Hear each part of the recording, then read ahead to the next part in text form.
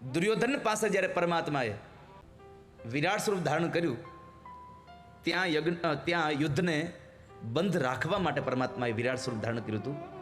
અને કુરુક્ષેત્રના મેદાનમાં જ્યારે અર્જુન પાસે વિરાટ સ્વરૂપ ધારણ કર્યું, એ વિરાટ સ્વરૂપ યુદ્ધ બંધ ન રહે એના માટે હતું.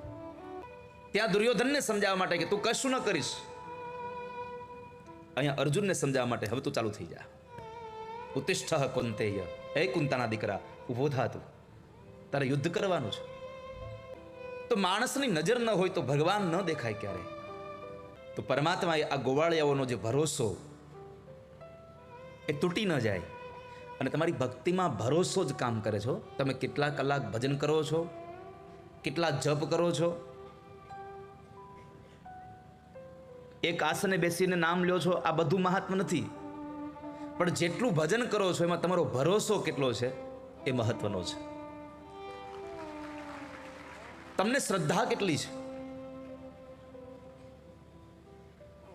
શ્રદ્ધા વગરનું કોઈ પણ કાર્ય તમને સંપૂર્ણપણે ફળ ના આપે. શ્રદ્ધામ દેહી શ્રાદ્ધ, શ્રદ્ધાથી જે કર્મ કરવામાં આવે છે શ્રાદ્ધ થઈ જાય છે.